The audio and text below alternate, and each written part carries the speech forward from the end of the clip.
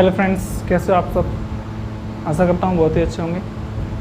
मैं हूँ और आरपी सिंह, यानी कि आपका दोस्त रुद्र प्रताप सिंह, और आप देख रहे हैं फिजिक्स अ कंप्लीट सॉल्यूशन। ठीक है, तो रोज़ाना की तरह आज भी हमने अपनी वीडियो को कंटिन्यू करते हुए और अपने टॉपिक को आगे बढ़ाते हुए, जैसा कि हमारा मिरर चल रहा था उसमें कुछ हमने न्यूमेरिकल से डेरिवेशन की डिस्कस कर लिए थे, और आज भी हम उस टॉपिक को आगे बढ़ाने वाले हैं। तो बिना समय गंवाए हुए चलो शुरुआत करते हैं कि गोलीय दर्पण के बारे में हम बात कर रहे थे। गोलीय दर्पण, गोलीय दर्पण कुछ समय से टेक्निकल इश्यू चल रहा है, उसकी वजह से हम वीडियो प्रॉपर अपलोड नहीं कर पा रहे हैं। उसके लिए हमें खेद है, कोई दिक्कत नहीं है, लेकिन अब वीडियो चाहे टेक्निकल इश्यू हो या ना हो, हम आपको प्रॉपर वे में अपलोड करेंगे। ठीक है, तो चलते हैं। गोलीय दर्पण के बारे में हम आपको बता चुके हैं कि कितने प्रकार के होते हैं। ये दो प्रकार के होते हैं। पहला होता है उत्तल और दूसरा होता है अवतल दर्पण। ठीक है, दर्पण शब्द और यूज कर देते हैं हम इसमें, दर्पण। ठीक है, गोलीय दर्पण एवं गोलीय दर्पण के कितने भाग होते हैं? दो भाग होते हैं। पहला होता है उत्तल दर्पण, दूसरा होता है अवतल दर्पण। ठीक है, तो अवतल दर्पण क्या होता है और उत्तल दर्पण क्या होता है, यह समझना हमारे लिए बहुत ही अति आवश्यक है, क्योंकि जब तक हम इन्हें नहीं समझेंगे तब तक इससे संबंध जितने भी क्वेश्चंस बने रहेंगे, जितने भी न्यूमेरिकल्स बने रहेंगे, उन्हें हम सॉल्व नहीं कर पाएंगे। तो ये समझना हमारे लिए अति आवश्यक है। तो सबसे पहले हम समझ चुके हैं कि गोलीय दर्पण क्या होते हैं, और उसके बाद हम समझने वाले हैं कि उत्तल दर्पण क्या होते हैं और अवतल दर्पण क्या होते हैं। ध्यान रखना, यहाँ से आगे भी यही कॉन्सेप्ट चलेगा। किसके लिए? यही थोड़ी परिभाषा रहेगी, थोड़ा इसमें बदलाव हो जाएगा, क्योंकि ये दर्पण है इसलिए पारदर्शी नहीं होगा, और आगे जब हम लेंस पढ़ेंगे, लेंस में क्या हो जाएगा, ये पारदर्शी हो जाएगा। ठीक है, तो आगे हम इसको कंटिन्यू करते हैं। तो चलते हैं, क्या होता है। देखो, ये है हमारा क्या, कोई गोलीय दर्पण। यदि मैं इसकी अंदर वाली साइड को, यानी धसी हुई साइड को क्या कर दूं, पॉलिश कर दूं, किसी पारदर्शी पदार्थ से क्या कर दूं, पॉलिश कर दूं, तो ये उभरा हुआ भाग क्या कहलाएगा, ये वाला दर्पण क्या कहलाएगा, उत्तल दर्पण कहलाएगा। यदि जस्ट अपोजिट, यदि इसका क्या कर दूं, ये कोई गोलीय दर्पण है और इसके उभरे हुए भाग को मैं क्या कर दूं, किसी परावर्तक पृष्ठ, अपरावर्तक पृष्ठ से, या किसी मतलब अपारदर्शी से हम क्या कर दें, इसे ढक दें, या हम इसे क्या कर दें, पॉलिश कर दें, तो ये जो वाला भाग, ये वाला मिरर कहलाएगा, वो क्या कहलाएगा, अवतल दर्पण कहलाएगा। ठीक है, इसे कहते हैं कॉनकेव, इसे कहते हैं कॉन्वेक्स। ठीक है, इसे क्या कहते हैं, कॉनकेव, इसे कहते हैं कॉन्वेक्स, क्योंकि स्वाभाविक है, मिरर हैं तो मिरर तो शब्द लगेगा इनके सामने। ठीक है, कॉनकेव एवं कॉन्वेक्स मिरर, कॉनकेव एवं कॉन्वेक्स मिरर। ठीक है, इनको जब हम आगे पढ़ते हैं तो हमें कुछ डेफिनेशंस की जरूरत रहती है, क्योंकि इसमें कुछ पॉइंट ऐसे होते हैं, जैसे कि हम मुख्य अक्ष ले लें, वक्रता त्रिज्या ले लें, ध्रुव ले लें, और वक्रता केंद्र ले लें, एक्सेट्रा, फोकस दूरी ले लें, फोकस ले लें, तो कैसा रहेगा। देखो, मैं इसको साफ करता हूँ क्योंकि इसमें कोई ज़्यादा कंटेंट है नहीं। ध्यान रखना, डायग्राम बना लेना। कितने प्रकार के होते हैं? ये दो प्रकार के होते हैं। कौन कौन से होते हैं? कॉनकेव एवं convex. There are two type of spherical mirror, concave एवं कॉन्वेक्स। यदि इसका उभरा हुआ भाग क्या हो, परावर्तक पृष्ठ का कार्य करे, तो वो उत्तल दर्पण कहलाता है। यदि इसका धसा हुआ भाग क्या करे, परावर्तक पृष्ठ का कार्य करे, तो वह कौन सा दर्पण कहलाता है, वह अवतल दर्पण कहलाता है। ठीक है, अब कुछ सम इम्पोर्टेंट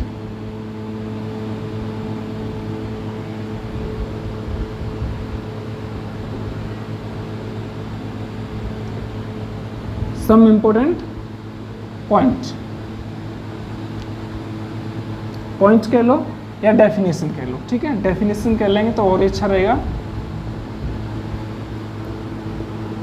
सम इम्पोर्टेंस डेफिनेशन क्या रहेंगी, सम इम्पोर्टेंट डेफिनेशंस? तो देखो, जब हम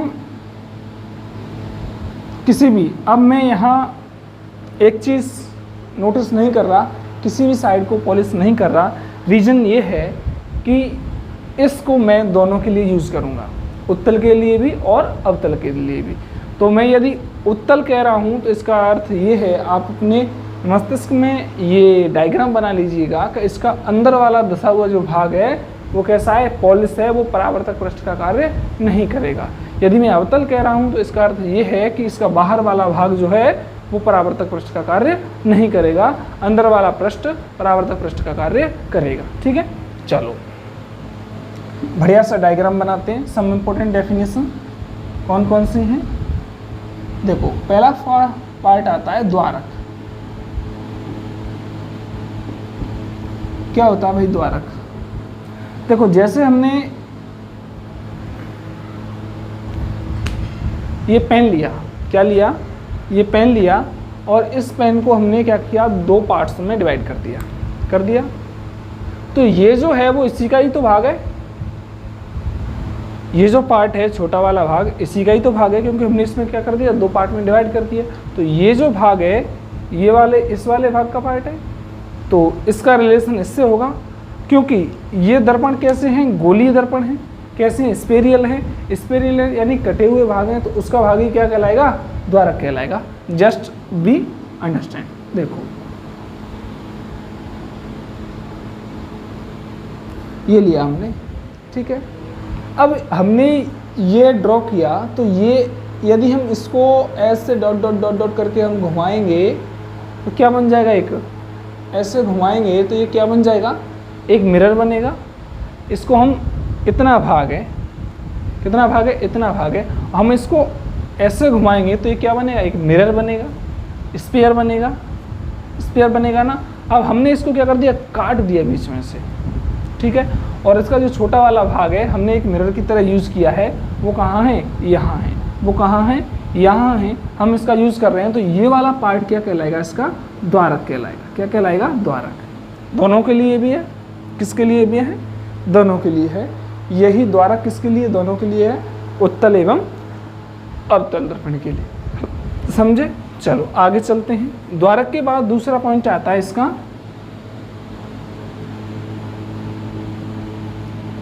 वक्रता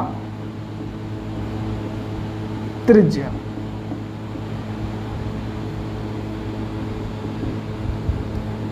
वक्रता त्रिज्या, वक्रता त्रिज्या जो होती है वो क्या होती है, कुछ नहीं होती। वक्रता त्रिज्या जो होती है वो क्या होती है, कुछ नहीं होती। सिर्फ इतना होती है कि इस की त्रिज्या, किसकी त्रिज्या, क्योंकि हमने एक क्या लिया, स्फीयर लिया। इस स्फीयर की त्रिज्या इस की त्रिज्या कहलाएगी, क्योंकि उसी का भाग है। इसकी त्रिज्या और स्फीयर की त्रिज्या कैसी रहेगी, बराबर रहेगी। रहेगी कि नहीं रहेगी, यानी कि इसकी त्रिज्या देखें और इसको खोल के इसकी त्रिज्या देखें तो कैसी रहेगी, सेम रहेगी। तो इसकी ही त्रिज्या, इस कैप की त्रिज्या, इस सिलेंडर की त्रिज्या, एक सिलेंडर आकार है, और इस कैप की त्रिज्या कैसी रहेगी, समान रहेगी।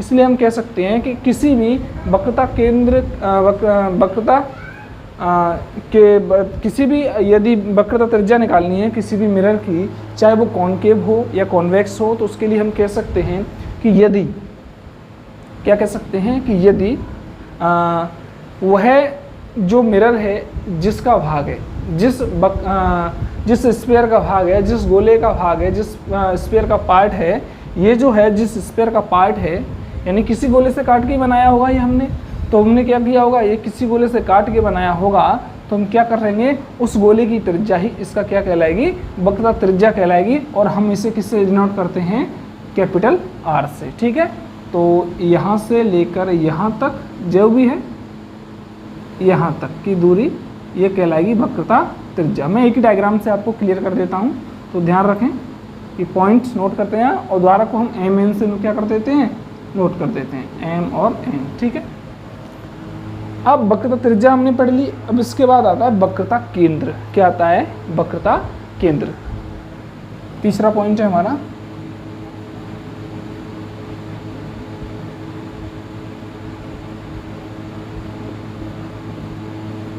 वक्रता केंद्र।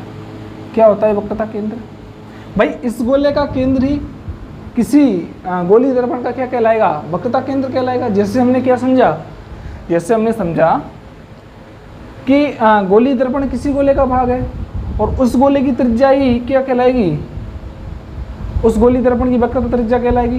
क्योंकि गोलीय दर्पण किसी गोले का भाग है, उस गोले का केंद्र ही इसका क्या कहलाएगा, वक्रता केंद्र कहलाएगा। क्या कहलाएगा, वक्रता केंद्र। और हम इसे क्या करते हैं, कैपिटल सी से डिनोट करते हैं। किससे करते हैं, कैपिटल सी से डिनोट करते हैं। अब आता है इसका अगला पॉइंट, अब आता है इसका अगला पॉइंट। अगला पॉइंट जो है वो क्या है, अगला पॉइंट जो है वो ये रहेगा हमारा पॉइंट नंबर 4, ध्रुव। इसको हम करते हैं पी से डिनोट। ध्रुव के लिए समझने के लिए हमारे पास जो खास पॉइंट है वो क्या है कि द्वारक का जो मध्य बिंदु होगा, क्या होगा, द्वारक का जो मध्य बिंदु होगा वो क्या कहलाएगा, इसका पोल कहलाएगा, ध्रुव कहलाएगा। ये इसका सेंटर होगी, ये रेडियस हो गई। और अब बात करते हैं पोल की। तो पोल क्या होता है, ये जो पार्ट हमने लिया है किसी का, किसी गोले का भाग है, इसका पार्ट जो मध्यम पॉइंट होगा, यदि यहाँ आता है इसका मध्यम पॉइंट, तो पोल कहाँ आएगा, यहाँ आएगा। यहाँ आता है तो यहाँ आएगा, लेकिन यहाँ तो आ नहीं सकता क्योंकि ये है। ठीक है, तो कहाँ आएगा, यहीं आएगा। तो इसे हम किससे डिनोट करते हैं, पी से डिनोट करते हैं। तो ये क्या हो गया, इसका ध्रुव हो गया। क्या हो गया, इसका ध्रुव हो गया। ध्रुव को हम पी से डिनोट करते हैं। अगर यदि ध्रुव की आपको पूछा जाए तो क्या होती है कि किसी गोलीय दर्पण के, किसी गोलीय दर्पण के परावर्तक पृष्ठ के मध्य बिंदु को हम क्या कहते हैं, ध्रुव कहते हैं। इसे कैपिटल पी से डिनोट किया जाता है। किससे डिनोट करते हैं, इसे कैपिटल पी से डिनोट करते हैं। ठीक है, एक मिनट में थोड़ा चेक कर लूँ कहीं फ्लैश तो नहीं आ रही।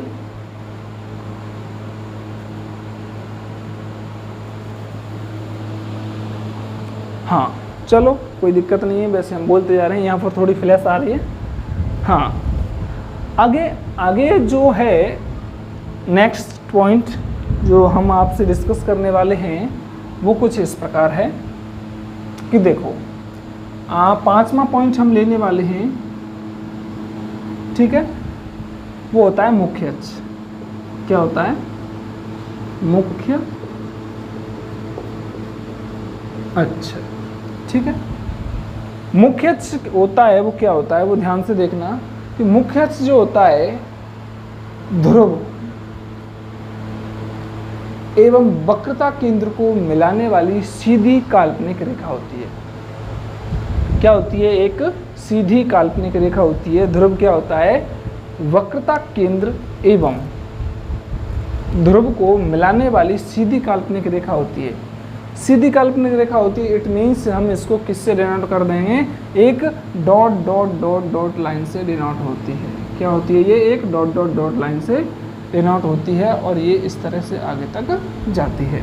ठीक है, दोनों के लिए परिभाषा सेम है, तो हमें यहाँ पर अलग अलग डायग्राम बनाने की जरूरत नहीं है। ठीक है, इसके बाद आता है एक नेक्स्ट पॉइंट जो आपके लिए बहुत ही समझना ज़रूरी है, बहुत ही इम्पोर्टेंट है। वो क्या है, वो है हमारा एक फोकस बिंदु या फोकस दूरी। फोकस बिंदु और फोकस दूरी, या शब्द हम इसमें नहीं यूज़ करेंगे क्योंकि फोकस बिंदु से ही हम फोकस दूरी को डिसाइड करते हैं। जब तक हमारे पास फोकस बिंदु नहीं होगा तब तक हम किसी भी कोई भी फोकस दूरी डिसाइड नहीं कर सकते हैं। ये बात हमेशा ध्यान रखना। ठीक है, तो चलो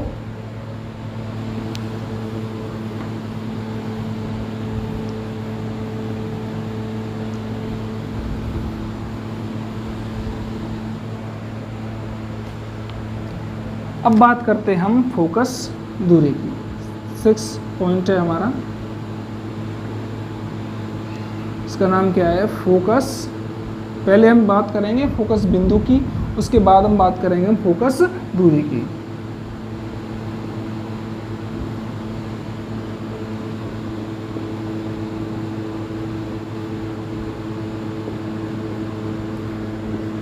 देखो, फोकस बिंदु को समझने से पहले, फोकस बिंदु को जानने से पहले हम एक छोटा सा डिस्कस है वो करते हैं।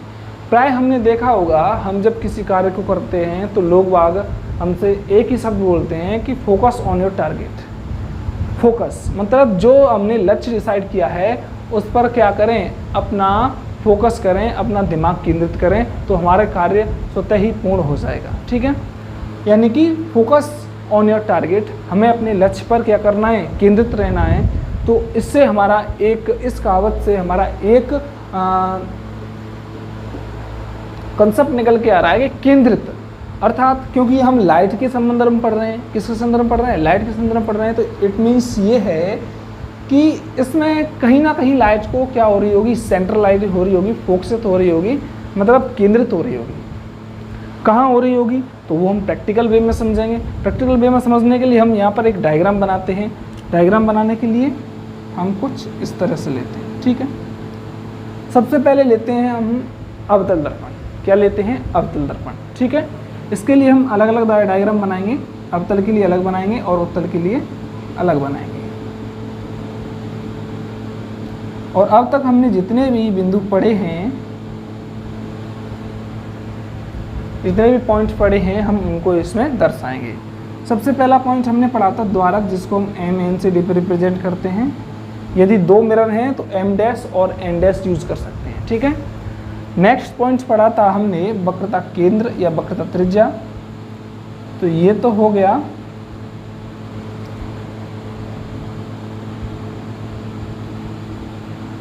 सेंट्रलाइज पॉइंट यानी वक्रता केंद्र, और ये हो गई हमारी यहाँ से यहाँ तक वक्रता त्रिज्या आर। क्या हो गई, आर। ठीक है, यहाँ से यहाँ तक है, मैं इसको डिनोट कर देता हूँ। यहाँ से यहाँ तक जो है उसकी क्या है, आर है। ठीक है, इतना चीज़ आप समझ चुके हो, यहाँ से यहाँ तक। हाँ ठीक है, एक पॉइंट हमने क्या पढ़ा था, पोल। पोल मीन्स ध्रुव, परावर्तक पृष्ठ का मध्य बिंदु। ठीक है साहब, अब हम पढ़ने वाले हैं 1, 2, 3, 4, 5वां पॉइंट क्या था हमारा, मुख्य अक्ष। मुख्य अक्ष क्या होता है, इसका एक सीधी काल्पनिक रेखा होती है, तो उसे यहाँ पर ड्रॉ करने की ज़रूरत नहीं है। ठीक है, चलो आगे चलते हैं। अब हम इसमें क्या करेंगे, कुछ नहीं करेंगे, हम एक लेजर लाइट लेंगे और इस पर यूँ करके डालेंगे। ठीक है, हमने एक प्रकाश की किरण डाली यहाँ से और इसके समांतर चली। ठीक है, इसके समांतर चली, यहाँ पर टकराए, टकराने के पश्चात ऐसे करके निकल गई। ठीक है, ऐसे करके निकल गई, क्योंकि प्रकाश किरण, हमने प्रकाश स्रोत हमारा ये है, यहाँ से हमने प्रकाश किरण डाली और इस पर टकराई और इससे ऐसे करके निकल गई। निकल गई, हाँ को गुजरी, यहाँ को गुजरी। हमने एक और, चलो मैं इसको अब समझ चुके हैं, मैं इसको मिटा देता हूँ, क्योंकि इससे थोड़ा जो हम प्रकाश किरण डालेंगे उससे थोड़ा समझने में दिक्कत होगी आप लोगों को। ठीक है, निकल गई, ये तो निकल गई अंजू के जैसे, जैसे सीमा इधर निकल गई थी ना, ऐसे निकल गई। ठीक है, टच करके। अब हमने सोचा चलो ये तो एक किरण है, अब हमने एक और किरण डाली, इससे टकरा, उसी बिंदु पर निकल। ऐसे हमने सैकड़ों किरणें डाली, तो हमने देखा, पाया कि वे जो किरण जिस बिंदु पर केंद्रित हो रही हैं, जिस बिंदु पर क्या हो रही हैं, सेंट्रलाइज हो रही हैं, उस बिंदु को हम क्या कहते हैं, कैपिटल एफ यानी कि फोकस बिंदु कहते हैं। होती किसमें है, ये ध्यान रखना, होती किसमें है, केवल अवतल दर्पण में तो फोकसित होती हैं और उत्तल दर्पण में होती हुई प्रतीत होती हैं। मतलब हम उन्हें आगे डेड डैश करके मिलाएंगे ना, तो वो क्या होंगी, किसी बिंदु पर केंद्रित होती हुई प्रतीत होंगी, किसी बिंदु पर केंद्रित होती हुई प्रतीत होंगी। कौन से, उसमें कौन सी उसमें होंगी, ध्यान रखना, उत्तल दर्पण में, और अवतल दर्पण में क्या हो रहेगा, फोकसित होते हैं। तो वो भी डायग्राम हम बना देते हैं इधर, ये हमारा है, इधर से बना देते हैं।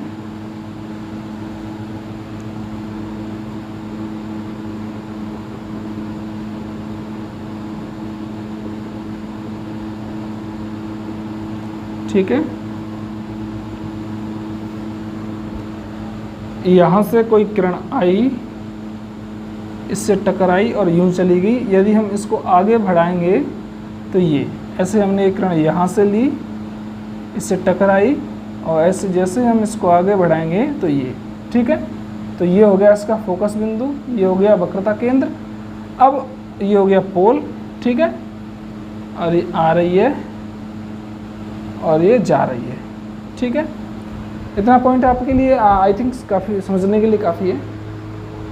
अब इसमें जब हम इनको डॉट डॉट करके मिलाते हैं तो यहाँ इस बिंदु पर क्या होती हैं, सेंट्रलाइज्ड होती हैं, और इस बिंदु को हम क्या कहते हैं, फोकस बिंदु कहते हैं। अब इसमें एक पॉइंट और आता है हमारा, जिसको हम कहते हैं फोकस दूरी। क्या कहते हैं, फोकस दूरी। फोकस दूरी क्या होती है भाई, अब देखो सीधी सीधी बात है, उसको हम स्मॉल एफ से डिनोट करते हैं। किससे डिनोट करते हैं, स्मॉल एफ से। ध्रुव एवं फोकस बिंदु के मध्य की दूरी को हम क्या कहते हैं, क्या कहते हैं, हम फोकस दूरी कहते हैं। क्या कहलाती है, फोकस दूरी कहलाती है। किस किस के मध्य की दूरी, फोकस बिंदु एवं ध्रुव के मध्य की दूरी को हम क्या कहते हैं, फोकस, क्या कहते हैं, क्या कहते हैं, क्या कहते हैं, फोकस दूरी कहते हैं। क्या कहते हैं, फोकस दूरी कहते हैं। तो क्या फोकस दूरी और वक्रता त्रिज्या में कोई संबंध होता है? जी हाँ, फोकस दूरी एवं वक्रता त्रिज्या में भी संबंध होता है। क्या होता है, ध्यान रखना, फोकस दूरी हमेशा वक्रता त्रिज्या की आधी रहेगी। फोकस दूरी वक्रता त्रिज्या की कैसी रहेगी, आधी रहेगी। जिस प्रकार रेडियस जो होती है, जो डायमीटर की कैसी होती है, हाफ होती है, उसी प्रकार फोकस दूरी भी जो रेडियस की कैसी रहेगी, हाफ रहेगी। यदि हम देखें तो एक, यदि आप पहले इसे नोट कर लो, स्क्रीनशॉट ले लो, बाद में मैं इसको क्या कर दूंगा, फोकस दूरी एवं वक्रता त्रिज्या और डायमीटर एवं त्रिज्या में हम क्या निकालेंगे, रिलेशन निकालेंगे। देखो चलो,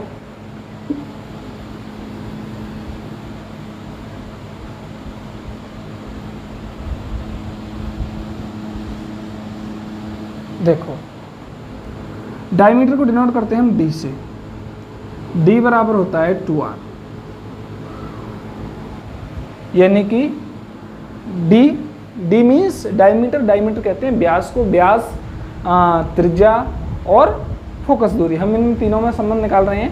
पहली बात देखो, यदि हमारे पास किसी गोले का व्यास दे रखा है कि किसी गोले का व्यास 4 मीटर है, तो या और हम उसको काट कर क्या बनाते हैं, एक उत्तल या अवतल दर्पण बनाते हैं। तो बताइए उत्तल या अवतल दर्पण की जो फोकस दूरी है वो कितनी होगी। तो सबसे पहले हमें पता होना चाहिए व्यास। हम यहाँ जो की पॉइंट है वो डिनोट कर देते हैं। व्यास हम कहते हैं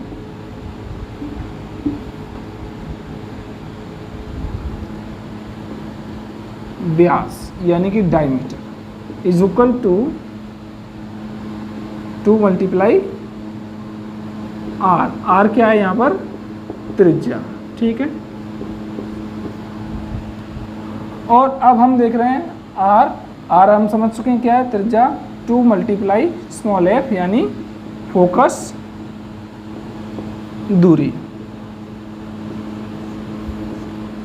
अब हम देख रहे हैं यहाँ पर कि डी का रिलेशन आर से है, आर का रिलेशन एफ से है। तो हम यहाँ पर, कहाँ पर, यहाँ पर आर की वैल्यू पुट करें तो हमारे पास डी में और एफ में रिलेशन क्या आएगा, यहाँ से यहाँ रखते हैं तो डी यहाँ पर है हमारे पास पहले से है। आर का मान कितना है, 2 इंटू स्मॉल एफ। तो डी इज इक्वल टू हमारे पास आएगा 2 मल्टीप्लाई 2 करेंगे तो कितना आएगा, 4, यानी 4 एफ। तो ये होता है हमारा रिलेशन किस किस में, ये रिलेशन होता है हमारा डायमीटर एवं फोकस दूरी में, फोकस लेंथ में, फोकल लेंथ बोलते हैं इसको। क्या रिलेशन होता है डायमीटर एवं फोकल लेंथ में, D is equal to 4 multiplied by F. F here F is focal length, क्या है फोकल लेंथ। तो आज हमने सम इम्पोर्टेंट डेफिनेशंस और उनके कुछ रिलेशंस जाने कि क्या होते हैं, और आगे हम इसी प्रकार इससे संबंधित कुछ बिंब के उस पर बात करेंगे कि बिंब कैसे बनते हैं। ठीक है, तो यदि आपको वीडियो अच्छी लगी हो तो वीडियो को लाइक करना, अपने दोस्तों में शेयर करना, चैनल को सब्सक्राइब करना ना भूलना। ठीक है, आगे मिलेंगे एक नई वीडियो में, तब तक के लिए जय हिंद, वंदे मातरम। आप अपना व्यवहार इस तरह बदलें कि बच्चे, बड़े और औरतें आपके साथ रहना, बड़ों का सम्मान करें, बच्चों का आदर करें, और महिलाएं आपके साथ स्वच्छ एवं स्वस्थ या सिक्योरिटी फील करें कि ये बंदा हमारे साथ है तो हमें किसी की कोई परवाह नहीं है। इसी के लिए मैं अपने शब्दों को विराम देना चाहूँगा। धन्यवाद।